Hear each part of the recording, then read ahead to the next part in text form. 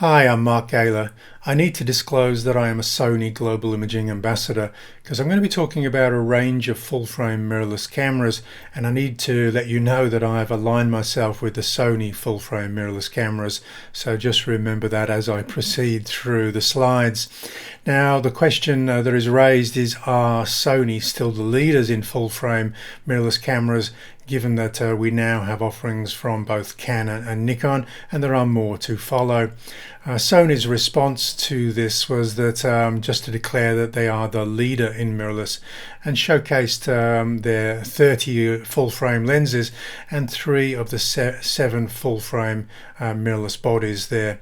They haven't unpacked that anymore, so that doesn't actually speak to whether their technology is better than the new releases, or it's certainly bigger, but does bigger mean better as well?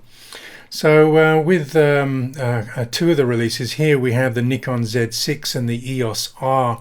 Now, most of the press are comparing these to the A7 III. Now, the A7 III got a good press review, and so it has set the bar quite high for the entries coming in from Canon and Nikon. Nikon do have another body, the Z7, which I'll be discussing later, but most people will be comparing that with the A7R III camera. Now, look at the weight saving here over a full-frame DSLR, and this is one of the reasons that mirrorless is popular, because of weight savings. Sometimes the total kit weight saving might not be that much, especially if we factor in long telephoto zoom lenses. But if you're working with the prime and the camera is in your hand and raised to your eye for much of the day, even a small weight saving has pushed some people towards going mirrorless. The Sony just creeps in there at slightly lighter. I have to say 10 grams lighter than one of these 2 offerings is probably not noticeable. So a good effort by both Canon and Nikon to get cameras out with that weight saving that Sony have been trying to achieve as well in their mirrorless lineup. Now, on the price point, Nikon has very competitively priced their Z6 in relation to the A7 III. Now, these prices will fluctuate, obviously, because of deals or special offers. I've taken these prices on this particular date in November. I've avoided the Black Friday special deals, but I'm just showcasing the prices from B&H in New York. Obviously, one camera may drop, another may go up, but this is just to give you an approximation of the pricing strategies of these 3 companies here. Now, as I said, the Nikon creeps in at $2 under. The Canon's just a little bit more expensive, with a 15% premium price hike over what the other 2 models are going out for. As I talked about that advert from Sony, leader in mirrorless, they did showcase their extensive mirrorless system there. They've been in this game now for a number of years, and they've basically built up a pretty much full system here. Now, if we go back to the original release of the A7R and A7 cameras, Sony also released a system with just 3 lenses. And Nikon and Canon have released a system with 4 lenses. Now, it takes years to build up a native lens mount dedicated to your mirrorless full-frame cameras, and so Canon and Nikon will probably take several years to build up a more complete range. So one of the things I did want to factor in for people choosing the Nikon or Canon full-frame camera is you really have to factor in a lens adapter. When the original A7R and A7 cameras were released, Sony in Australia did a deal where they actually gave away free adapters for a period of time, because Sony knew that users would have to use existing glass that was not designed for their full-frame mirrorless cameras, and this was just to enable people to go into the system with few problems as possible. If you factor in the lens adapter in the price point, that is, so Nikon users can carry on using their Nikon glass, Canon users can carry on using their Canon glass, their existing Canon glass on their new mirrorless body, that will push the price point of the Sony to be the lowest of the three systems you're looking at there. Now, you may need a lens adapter for the Sony if you're bringing your Canon glass over to the Sony system, but if you're choosing from the broad lens lineup that Sony offer, then you won't need the adapter at all. Now, for people bringing over Canon glass to a Sony system, you'd be looking at a Metabones adapter or a Sigma MC11 adapter, and the Canon glass does adapt very well to the Sony system. Okay, what I've also done is I've highlighted what would happen if you were coming into full-frame mirrorless for the first time. You would obviously want to factor in a lens adapter for the Nikon and Canon systems so you can use your existing glass, but I would also recommend using a native lens. So if you were going to buy, say, the Nikon camera body adapter and a general purpose 24-70 f4 zoom, you're going to be looking at a price point of $2,746 US dollars at the time of making this movie. Now, if you're looking to do the same thing or equivalent in the Canon, then you'd probably be looking at the 24-105 f4 zoom and also the adapter. That, however, does push the price point a good 20% higher than the Nikon for using that Canon system. Now, if you were looking at buying a native general purpose zoom for the Sony, say, a7 III, you've got choice. Because the system is very mature, you're not restricted just to one general purpose zoom. Sony have the 24-70 f4 zoom, they've got a 24-105 zoom, they've got a 24-70 f2.8 zoom, and there are indeed other manufacturers making lenses for the Sony system. Now, we have Tamron, who have just started making lenses for the Sony E-mount, so lenses that you don't have to use an adapter with. And we've got the 28-75. Now, this isn't an f4 zoom, this is a 2.8 zoom, and we're getting an equivalent kit price now, similar to the Nikon, but that does push the Canon price to a 25% premium for choosing Canon. Now, I could extend this feature comparison chart much further than I have, and some of you will find features that the Z6 or the Canon EOS R are better at than the Sony, but I've cherry-picked some of the features that I think are worth talking about and also important to me as a working photographer. So you can see with the amount of green, which I think is a positive, and red, which I think is a negative, grey is a sort of a so-so feature there, that you can see in that center column that the A7 III for me shines in this direct comparison. Let's just run along some of the features that I've decided to highlight here, and I know some of you might get a little bit upset with me leaving out some features here, and I apologize for that, but again, let's take a look at some of these features. First off is the use of a backlit illuminated sensor. Now, Nikon typically use sensors designed or manufactured by Sony, and Sony's backlit illuminated sensors, when they were first released, I called the next generation of sensors. We saw a marked improvement in high ISO capability and also dynamic range. And if you look at the reviews out there, say from DP Review, they will reinforce this. The EOS R is a good sensor, but if you're trying to compare the quality, image quality, with that of the Z6 or the A7 III, the reviewers will fall in favor of those Sony sensors.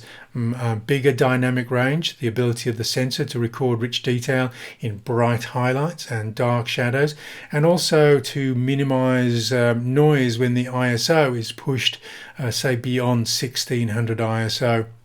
Sometimes when we're using these cameras for fast action or in very low levels of light handheld, we are going to be pushing that ISO, and some photographers want the cameras to be able to perform well at 3200, 6400 and beyond. And this is certainly one of the advantages of using a full frame sensor, is we do get significant advantages over the crop sensors. Now, resolution, I have to give it to the A7R, the Canon EOS R here. It's got 30 megapixels instead of 24, and that 6 megapixel advantage isn't insignificant. If it was just 1 megapixel, I probably wouldn't call this out, but at 6, that is a slight advantage to resolution in there. Now, having said that, if resolution was your main priority, you'd probably be leaning towards an A7R camera or a Nikon Z7 camera with the 45 megapixel sensor. But if we're comparing at this lower price point, the Canon does have that feature there. Stabilized sensors. Now, I think that both Canon and Nikon would have been looking at the second generation of Sony cameras when they started designing their full-frame mirrorless cameras, and the second generation of Sony full-frame mirrorless cameras use a stabilized sensor. Now, again, most reviewers will acknowledge that a 5-axis image stabilization on the sensor is superior to any stabilization that may appear in a lens. This allows us to handhold in much lower levels of light with greater success. Now, it's slightly strange for me looking at the Canon EOS R that they chose not to implement that stabilized sensor technology, which you can find not only in Sony cameras but also in Olympus cameras as well. And again, reviewers really like this feature, and so it being missing on the Canon camera for me is a significant missing performance feature. Dual card slots here. Now, some people have defended the use of single card slots, and most amateur photographers probably don't need that second card slot, but some working professional photographers will not work with a camera without that second card slot.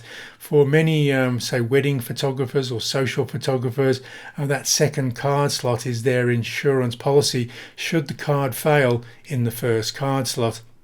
For me, as more of a general purpose editorial action photographer, I'll typically let the second card slot start working when the first card slot is full. So basically I have another card in the hole ready to go when the first one is full. Okay, card errors are not impossible, but they are infrequent with good quality cards.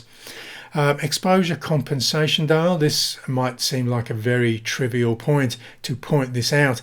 Sony is the only one of these 3 cameras that has a dedicated exposure compensation dial. Now, one of the significant differences of mirrorless cameras is the viewfinder is showing you what you see is what you get. And so having an exposure compensation that can be quickly accessed is a way of quickly fine-tuning the exposure before we shoot. There's less of a need to chimp review an image after shooting it to see whether the exposure was okay, because of that view is what you see is what you get. So it can lead us to increase or decrease exposure on the fly, given what we're seeing. And with these mirrorless cameras, we often have the view to look at a histogram as we're shooting, so we can quickly gauge whether we need to make a compensation. Now, the Nikon I've only put as a grey feature there because it is actually quite quick to do an exposure compensation on that Z6. It just requires that we depress the exposure compensation button and then turn the dial. With the Sony, you simply just turn a dial. There is no need to press a button. I have heard from some of the reviews of the EOS R, it's a little bit more of a time-consuming feature to adjust the auto exposure to compensate up or down. Again, some might see that as a minor point, especially if you shoot in manual. Okay, but for me, I thought it worth highlighting there. Direct manual focus. Now, for me, this is a very useful feature for mirrorless technologies. Direct manual focus is a Sony AF workflow that allows you to snap focus using autofocus, then fine-tune focus using the focus ring on the lens to push the focus further back or bring it slightly forward. It's a fine-tune process, and we can often do that in magnified view. So the camera will automatically zoom in as we fine-tune that focus. Now, it appears to be missing from the Nikon and Canon cameras, and I think that is a little bit of an oversight. Maybe they'll be able to add that with a firmware update. I hope so, because I find it an incredibly useful feature on the Sony mirrorless cameras. PDF points. Now, one of the great advantages of some of the Sony cameras was a very broad spread of phase detect autofocus points. Typically, these are counted in the dozens on a DSLR, but in the hundreds on a late model mirrorless camera. Now, we have good number of points in all three cameras. I think even 273, which I've colored red, is a significant amount of phase detect autofocus points. I've praised the Sony A9 and A7 III cameras for having 693 phase detect autofocus points.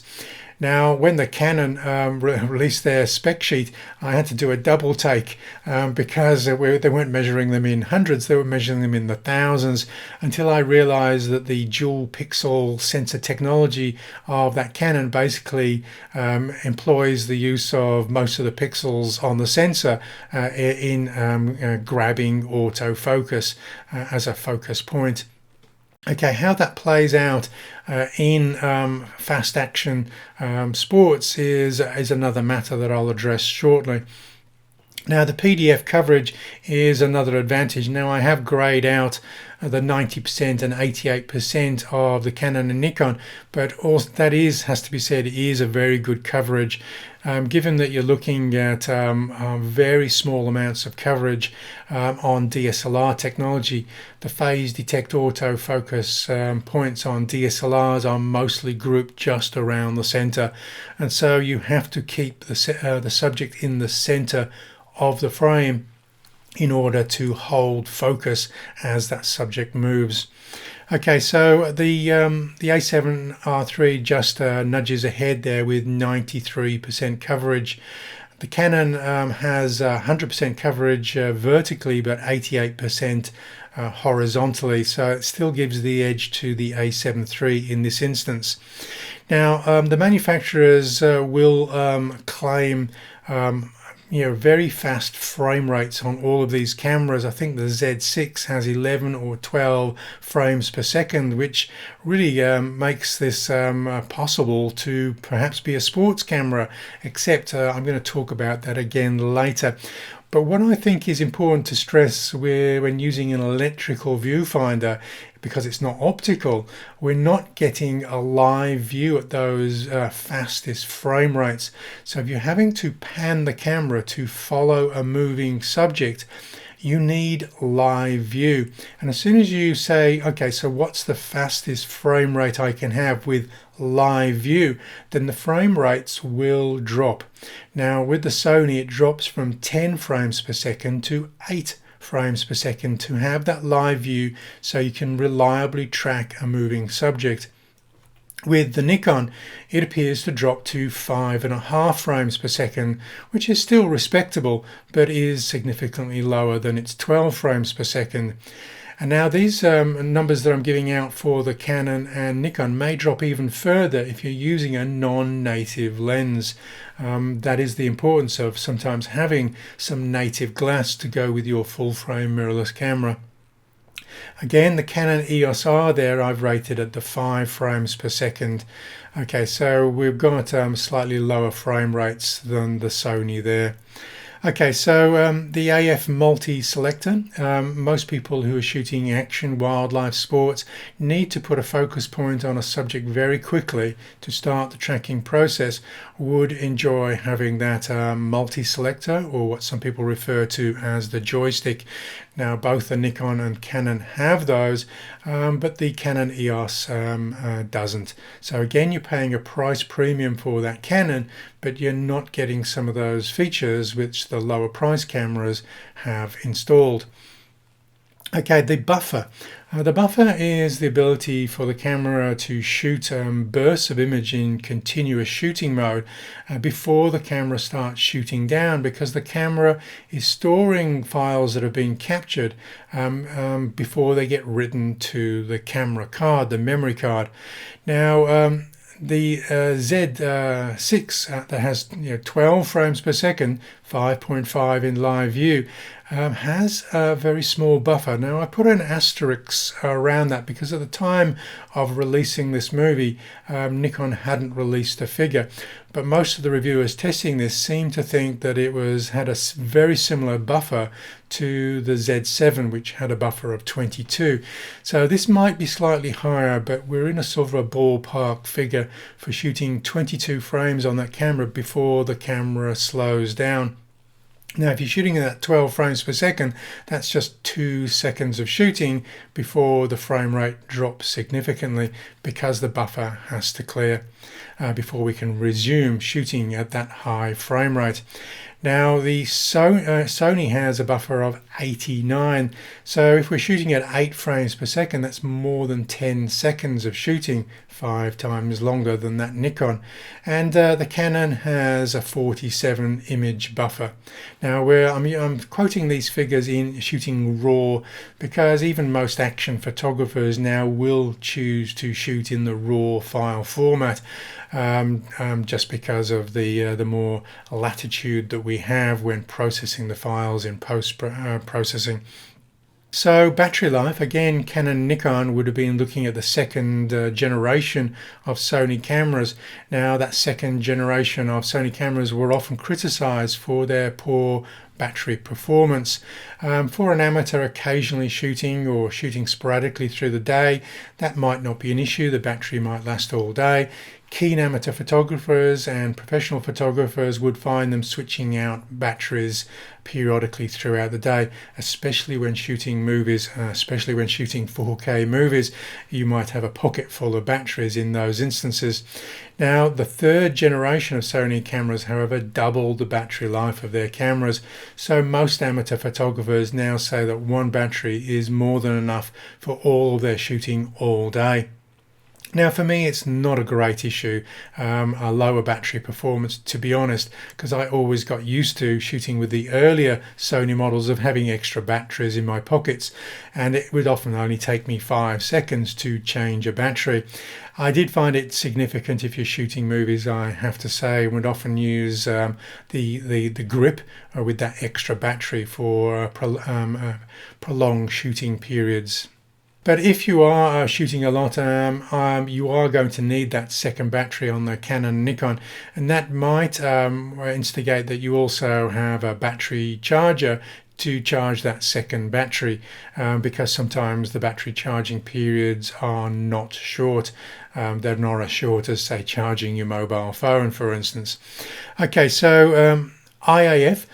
Now, a lot of Canon shooters came over to shooting Sony mirrorless because of this one feature. The IAF for a wedding photographer was an absolute godsend. It did allow critical sharp focus using very wide apertures in situations where people were moving, and a lot of people just love this feature. Just look at the positive reviews, say on dpreview.com, to see how popular this feature has become. Now, Sony even managed to implement this for non-native glass, especially the Canon glass coming over to Sony's on this third generation of Sony cameras. And a lot of people have been adapting Canon glass onto the Sony, and again using this incredibly reliable IAF feature. Now, for whatever reason, we have face detect on the Nikon, but we don't have IAF. So we can track a face, but if you're choosing a 1.4, 1.8 aperture, even a 2.8 aperture, you can make focus areas when working close to your subject. So that would encourage you to stop further down and reduce amount of defocused background or bokeh when working with that Nikon. And Nikon are claiming that they're going to have some very wide aperture lenses, but if we can't use those wide aperture lenses at close range, then it is going to limit their usefulness of having those ultra wide apertures. Now, Canon have implemented it, but only in AFS, not in AFC or continuous. I have to say it really is most valuable in continuous, because when you're working with such a shallow depth of field, you're either going to you have to ask your subject to stay absolutely still or to avoid risking shooting their tip of their nose sharp or their ears sharp rather than their eyes are sharp. Now, yes, it's available in AFC. You'd have to go back to the A7 II camera to see it not available in continuous on a Sony camera, because it's there on the A7 III, the A7R2, the A7 III, the A9 cameras. So we have that continuous IAF in AFC. Full frame 4K movies. Now, you may be a still shooter, so this may be a feature that is less important to you, but both the Z6 and the A7 III capture incredibly high quality 4K movies. They do this by using the full width of the full frame sensor. And they do this without something called pixel binning. Basically, all pixels are red, and then the image is interpolated down for the 4K size. Now, Canon haven't been able to get the data traffic going, presumably because they're not using that full frame sensor for shooting 4K movies. In fact, they're not even using an APS-C crop on their full frame sensor, which is what a lot of manufacturers have done in the past. They're having to use a 1.8 magnification factor. So the movies from this camera, they may appear high quality, but you're not going to get that figure ground separation that you can get when shooting with full frame cameras.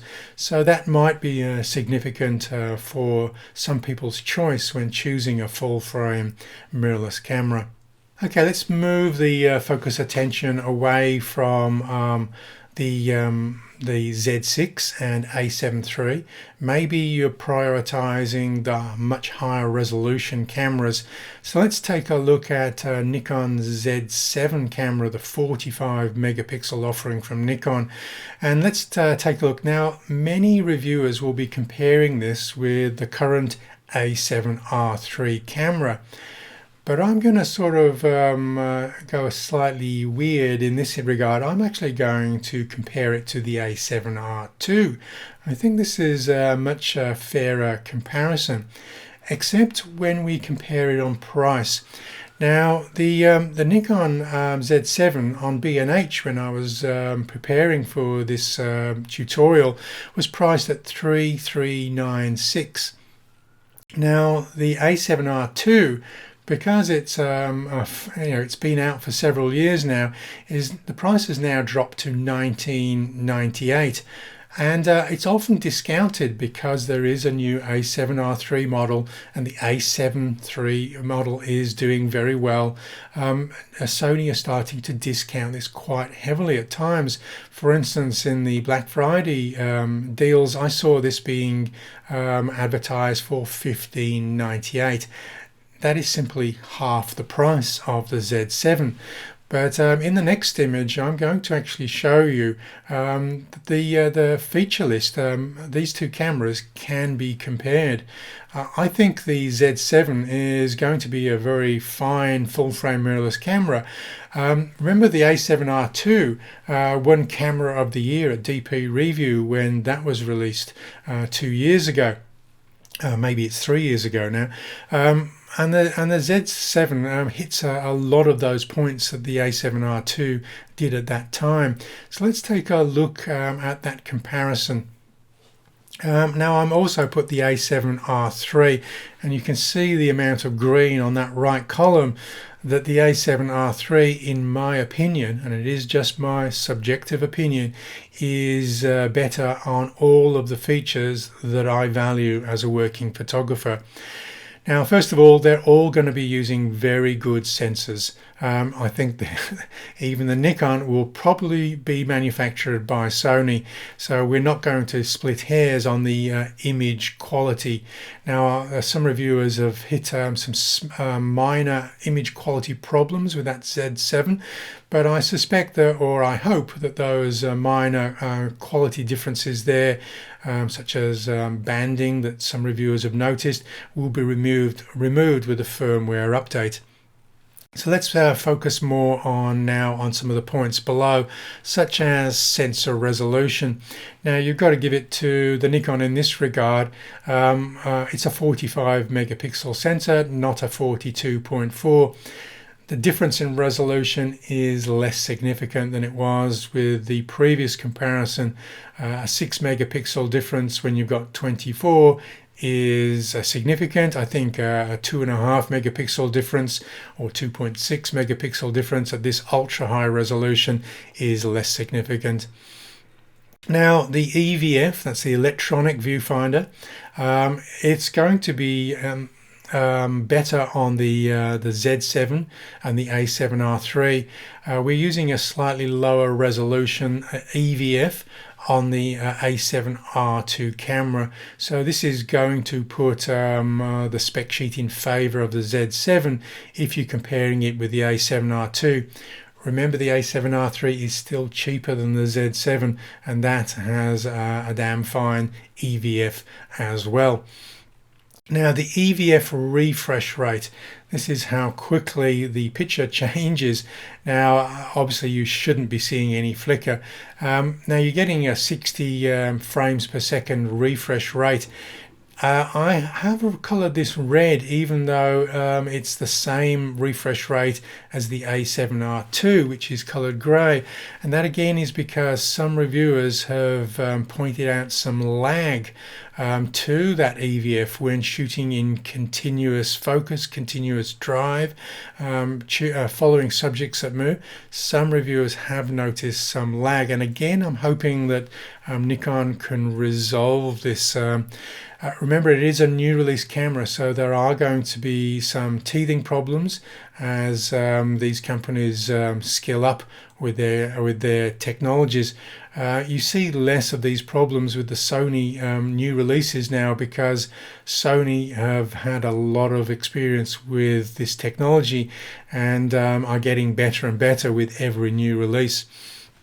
Now, 5-axis stabilization. Now, the Nikon does have a stabilized sensor, but I put grayed out there because when you're shooting with a non-native lens on the Nikon, and I would expect that most Nikon users will be shooting with non-native glass for more than half of the time, you're only going to get 3-axis stabilization, where you're getting that full 5-axis stabilization when using native E-mount glass on those Sonys.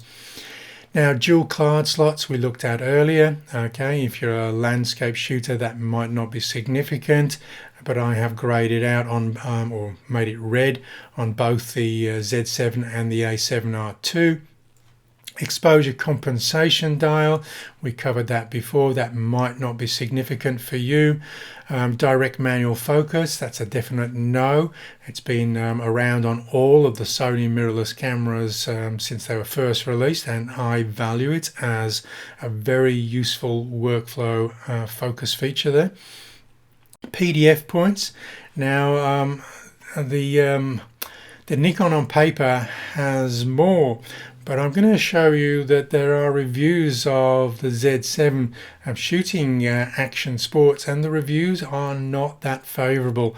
So having additional focus points isn't a better feature if those focus points aren't leading to better AF performance.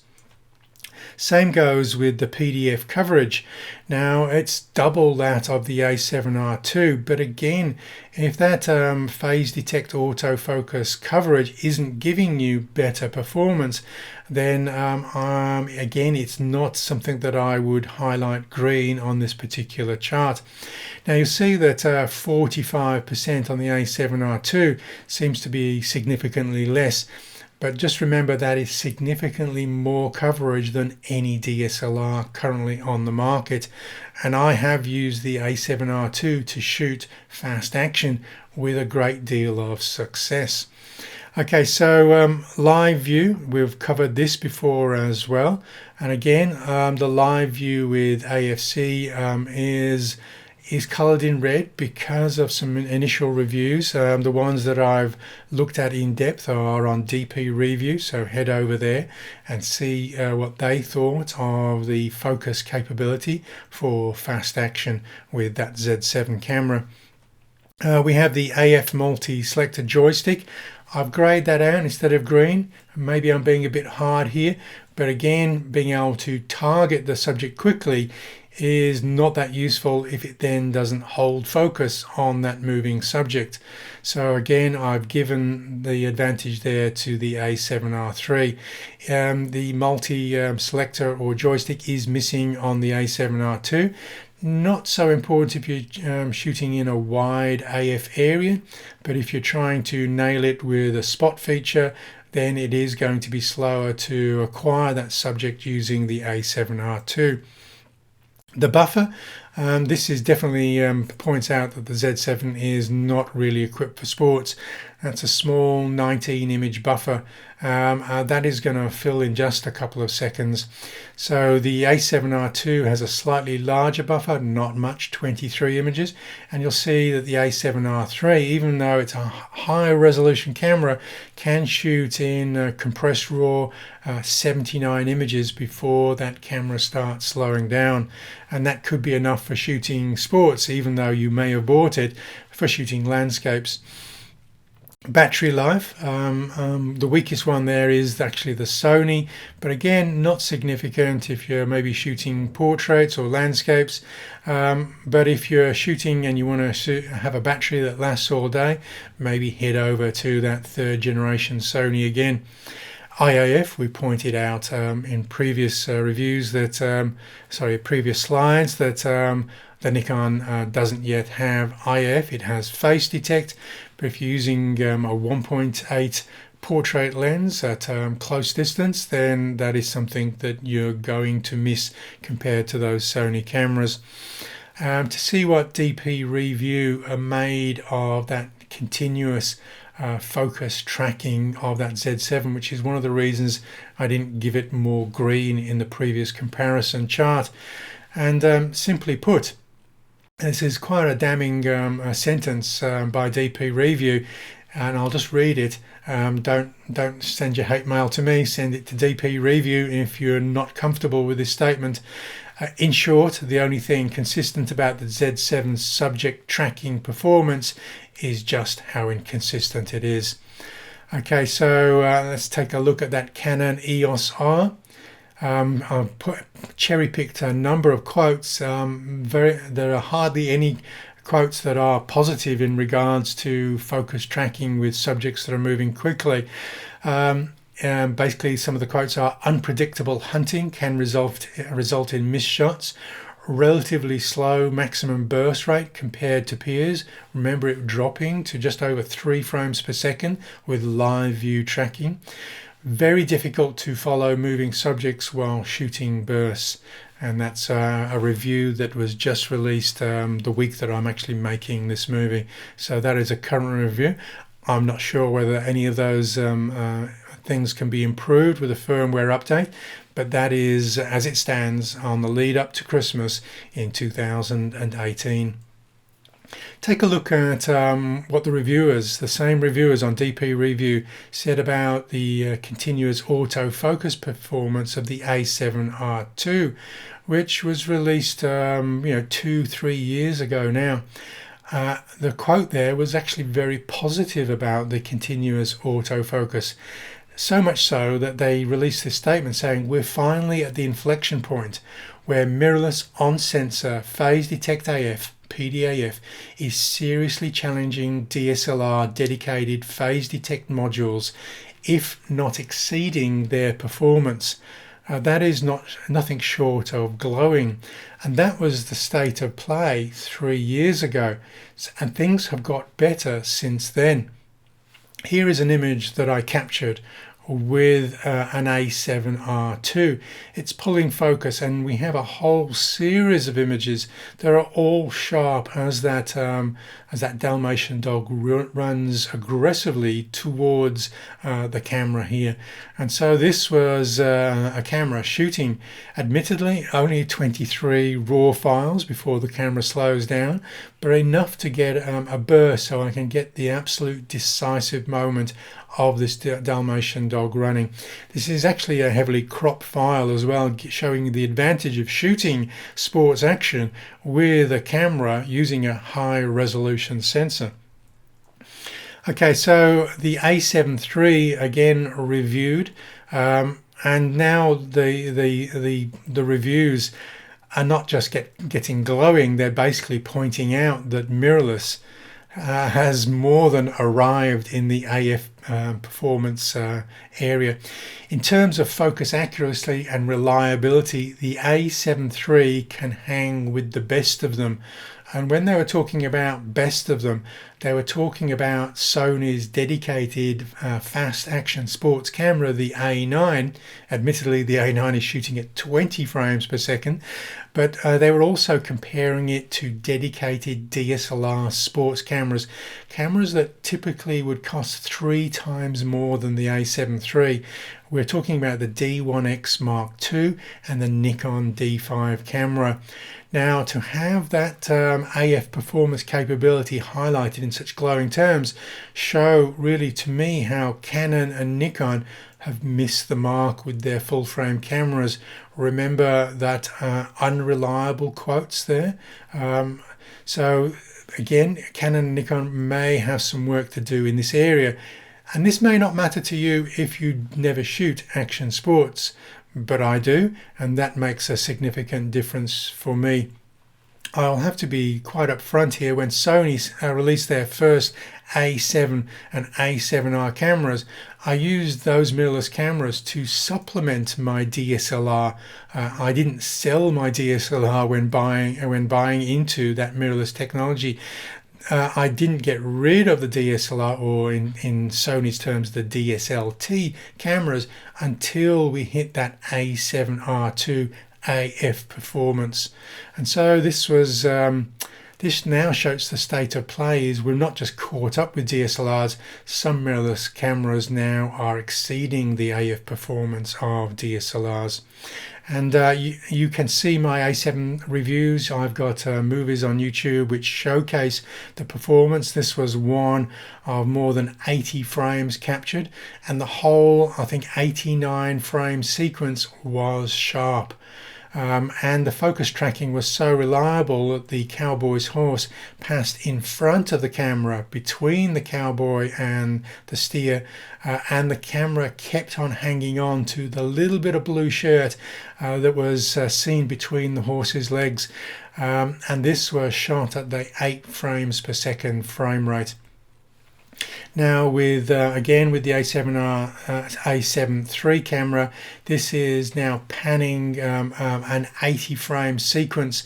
So I'm panning this cyclist, and the whole sequence of those 80 shots are pin sharp, right to the closest focusing distance of the camera. And this is pretty much an uncropped image showing how sharp the A7 III is when tracking this fast moving action. Now, with all of this comparison, I have to point out that Sony have already lined up the next generation of cameras. The A9 camera is very mature. For instance, the A7R III camera has been out for more than a year, so it's possibly halfway through its production cycle.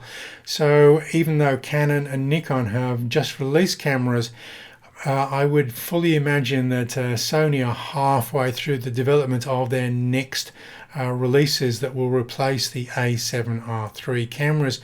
And there is a camera that has been on the market for a year and a half now, which shows how much poor performance Sony can leverage from full-frame mirrorless cameras. And for me, this is a camera that is beyond comparison.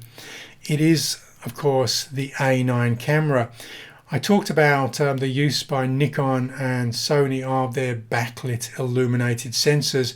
When they were released, I said this was the next generation of sensors that were now coming in to interchangeable lens cameras.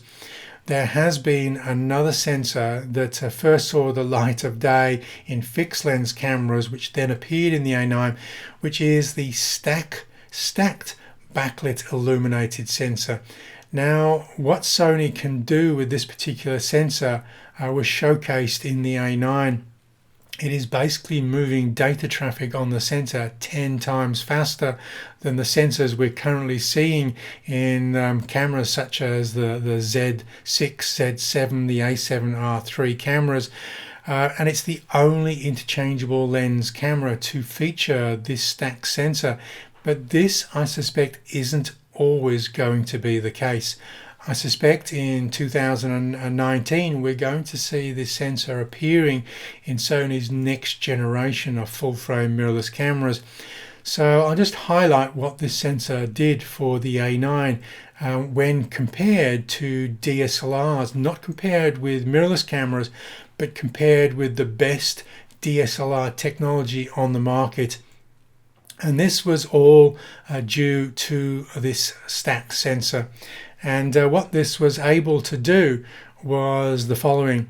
It, when compared with a D5 or a D1X Mark II sports cameras, which cost more than the A9 at the time of release, and the A9 has since come down in price as it's matured. But this camera gave a higher resolution sensor than the competition. It gave a faster frame rate than the competition, 20 compared to 12 and 14. It had more AF points. It had a bigger phase detect autofocus coverage, so we didn't have to keep the moving subject in the center of the frame. We just had to keep it in the frame. We had a much bigger buffer. It is the only interchangeable lens camera that offers zero blackout when shooting at these high frame rates. Because there is no mirror to move out of the way, there is no mechanical shutter that comes periodically in front of the sensor. There is constant live view when we're tracking subjects.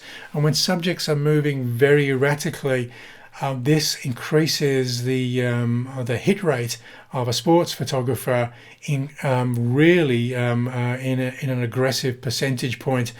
Trust me on this one. If subject matter is moving very erratically, it's much easier to follow when you're trying to track something that isn't blacked out for 50% of the time.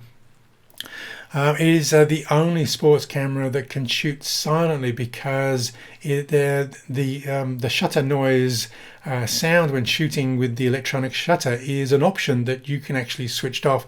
So you can shoot right next to a golf player and not make any noise whatsoever, even when shooting 20 frames per second. And it also is cheaper. It was a little cheaper than the competition, and now it is significantly cheaper than the competition. And when you factor in the fact that if you're shooting maybe many thousands of frames per day, it is not actually wearing its mechanical shutter out because simply it is not using it. It is, and the shutter is a very expensive component to any interchangeable lens camera. The A9 has a mechanical shutter.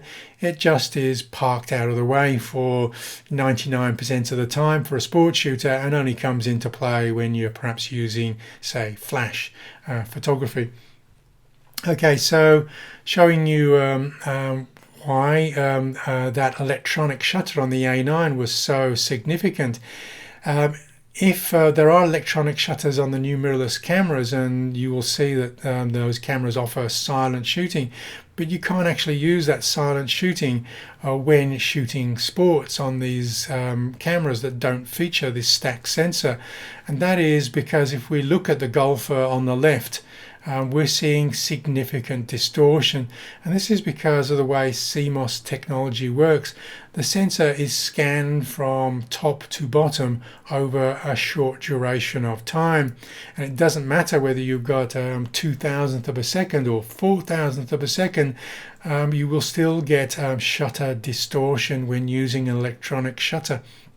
If you compare that with the same golfer captured with an A9, you'll see there is virtually no shutter distortion. That golf cover doesn't extend and distort and bow when being shot with the A9 sensor.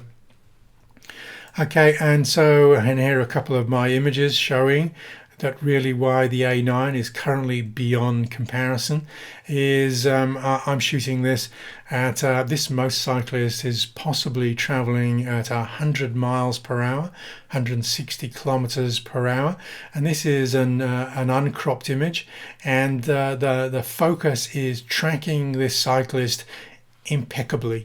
It is the only thing that would render this shot blurred would be my own panning ability. Couldn't track this motorcyclist at this speed, but you can see that if the panning is successful, then the camera is also going to reward you with an absolutely pin sharp image. And this was shot at the much faster shutter speed. I think I shot this one at 4,000th of a second. I didn't slow the shutter speed down this time because the movement is coming towards me, and it's pulling focus on this cyclist that is traveling more than 100 miles an hour towards me now. And this is the Marc Marquez, the current world champion, exiting a corner at the fastest speed that he's capable of exiting the corner. And we're showing now the why this slide that wasn't really unpacked by Sony, which is why I've spent the last 20 minutes unpacking it for you, is not an overstatement. Sony is the leader in mirrorless camera technology for the points that I've just been highlighting for you. Again, I do need to disclose I am a Sony Global Imaging Ambassador. It is Sony's advances in technology which is the reason I align myself with Sony, and I would still choose the Sony mirrorless camera even if I wasn't a Sony Global Imaging Ambassador. You may choose to disagree on that last point. It depends how much you trust my word. Okay, so I will have to watch the comments on this one. If you want to flame and be angry about what I've just said, I will remove the comment unless you can show me why I've made an error in some of the facts that I pointed out. Okay, I'm Mark Gaylor, Sony Global Imaging Ambassador.